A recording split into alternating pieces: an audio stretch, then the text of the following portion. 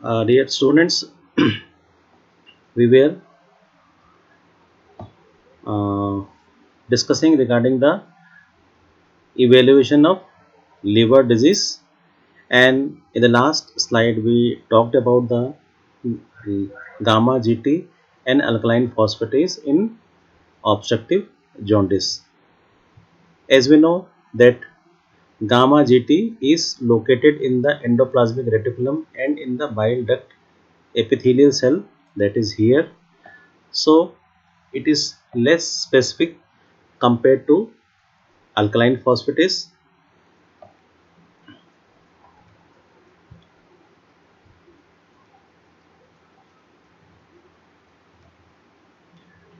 This alkaline phosphatase is isos enzyme of alkaline phosphatase. It is found in liver, bone, placenta, small intestine in elderly patients and children and adolescents undergoing rapid bone growth.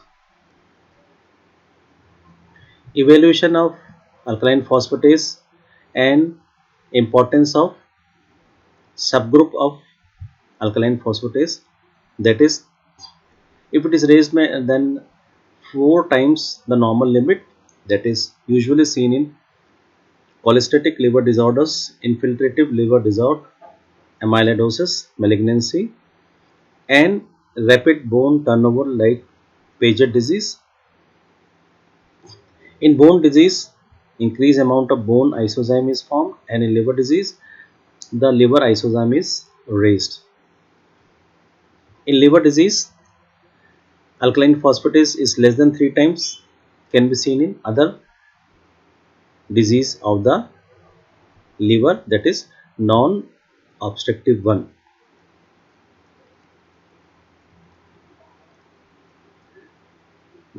In electrophoresis, it is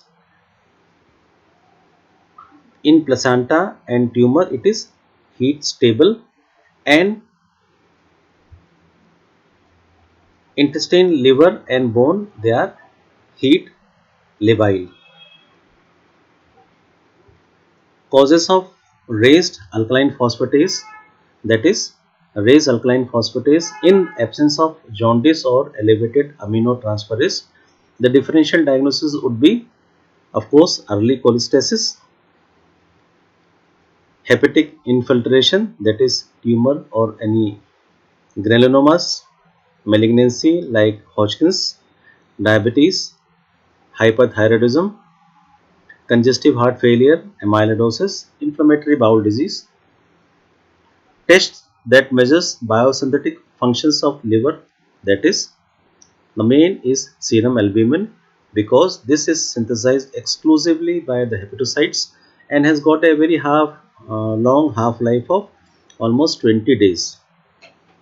So if a patient is having hypoalbuminemia, that itself denote that the disease must be more than 20 days durations, like in chronic liver disease or cirrhosis, where there is severe liver damage and decreased albumin synthesis.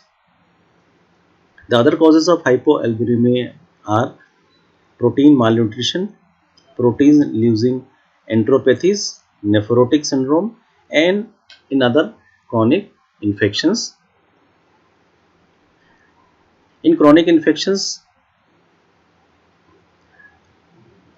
the level of serum interleukin 1 and tumor necrosis factor cytokines inhibits the albumin synthesis. The serum globulins, on the other hand, are usually formed in the B cells. The alpha and beta globulins are formed in the liver, and gamma globulin, that is immunoglobulins or antibodies, are usually formed in the B cell. So the decreased albumin level occurs in cirrhosis, and in the cirrhotic patient they fail to clear the bacterial antigen that normally reach the liver through the hepatic circulations. This will cause increased synthesis of antibodies, that is increase globulins in the blood, decrease synthesis of albumin, decrease albumin level, and increase globulin in the blood, that will cause altered albumin globulin ratio, that is albumin globulin ratio is reverted.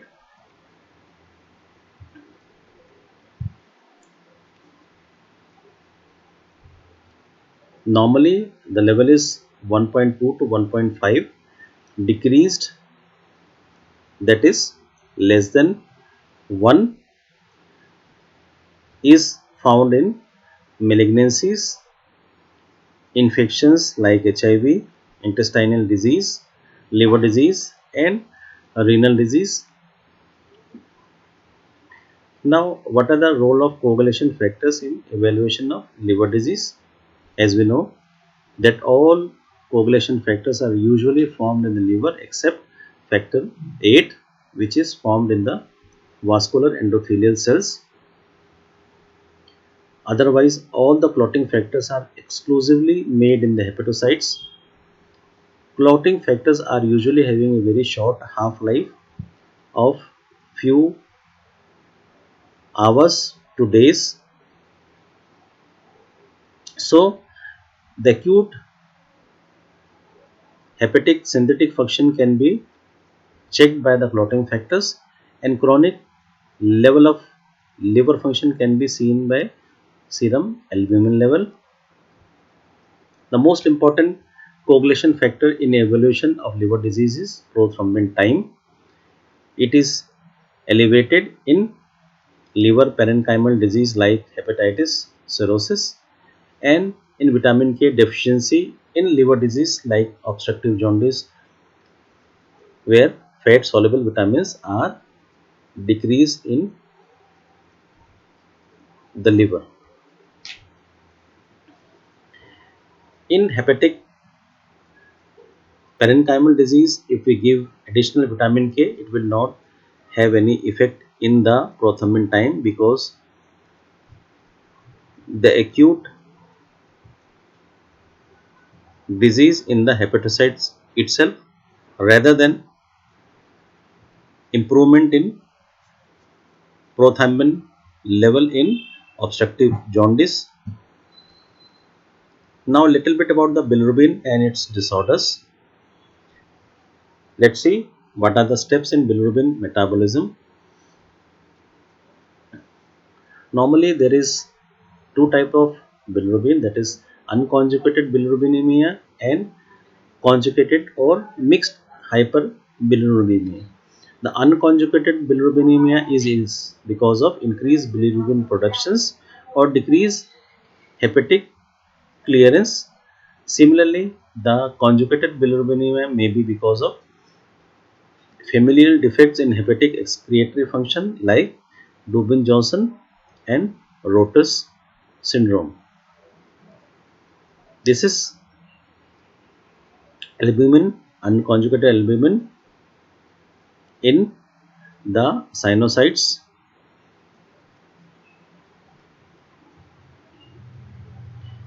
Increased bilirubin production is because of hemolysis or ineffective erythropoiesis. This unconjugated bilirubin is conjugated by bilirubin UDPG, glucouronil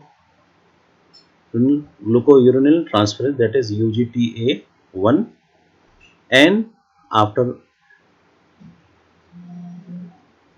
glucuronation, this is excreted in the hepatic bile. So, decreased hepatic bilirubin clearance is Crigler-Najjar syndrome and Gilbert syndrome. In Crigler-Najjar syndrome, there is almost 100% absence of UDPG enzyme, which conjugate the bilirubin to be excreted in the bile. That is, if it is 100% absence, that will be causing crigler nasal type 1.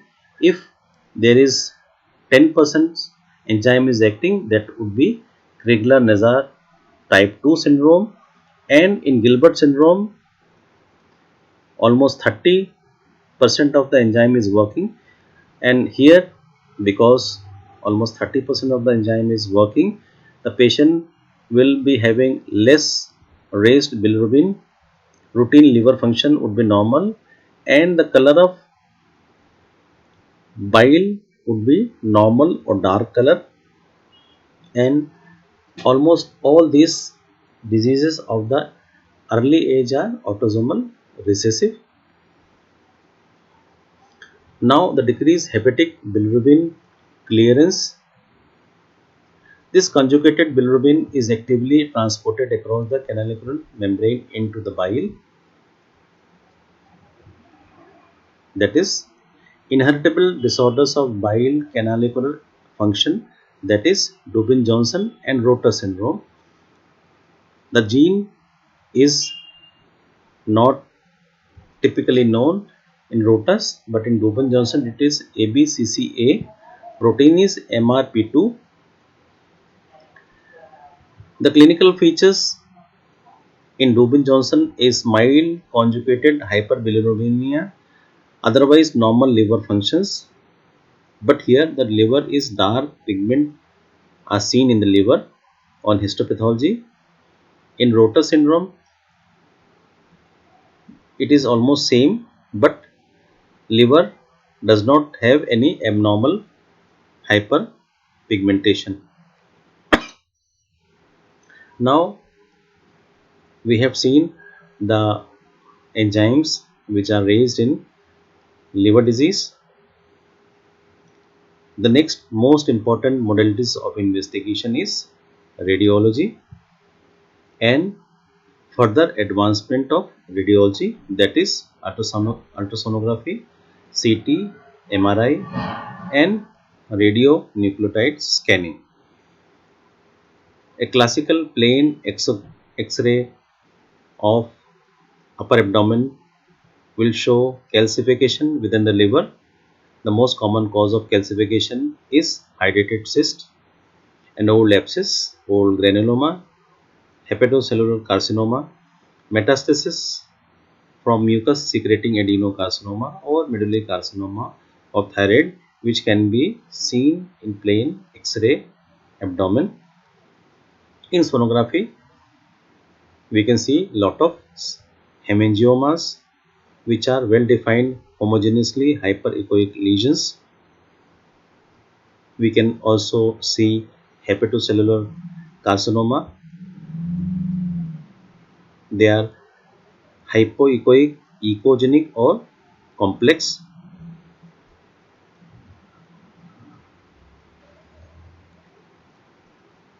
Liver is also a site of metastatic malignancies.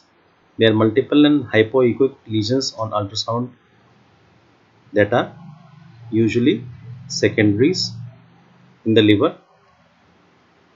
These are all the secondaries, multiple hypoechoic lesions in the liver, that is secondary. Liver abscess is classically of two types. One is amoebic liver abscess and the second is iambic liver abscess. In India, we see most commonly the amoebic liver abscess. These are the hypoechoic lesions on the sonography. This is partially liquefied liver abscess.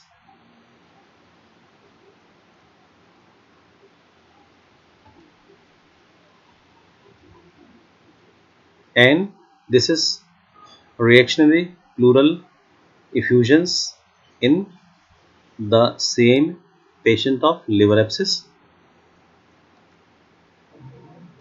This is pleural effusion.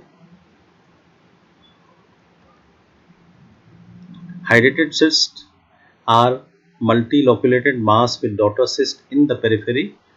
They are the hydrated cyst.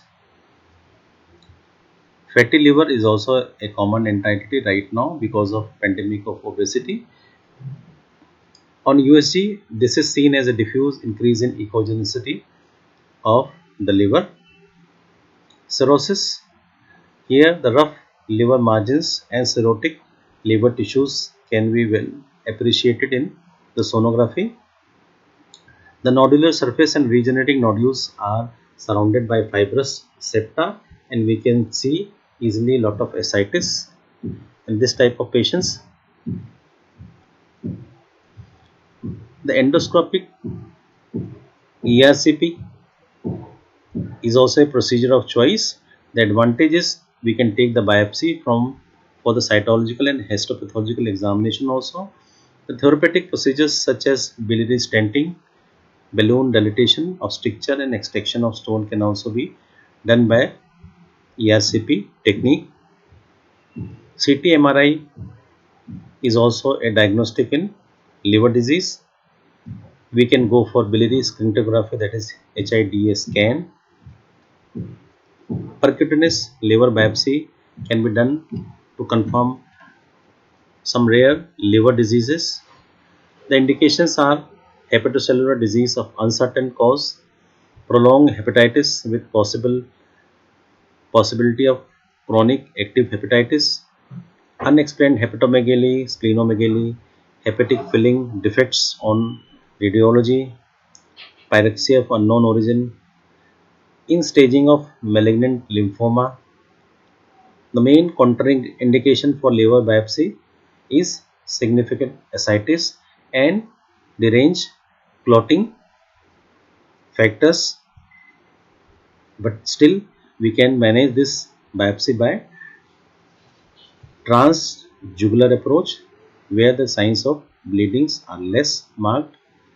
Clinically, this is the flow chart in the evaluation of chronic abnormal liver test, and by this we can go regarding the normal jaundice, least common causes of jaundice, autoimmune causes, and further rare causes of jaundice can be evaluated according to this flow chart. The rule of thumb is elevation of unconjugated fraction of bilirubin is rarely due to liver disease,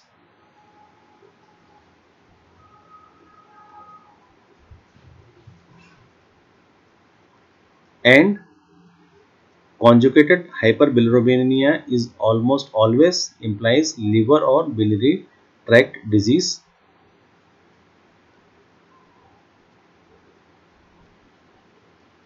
So isolated elevation of bilirubin is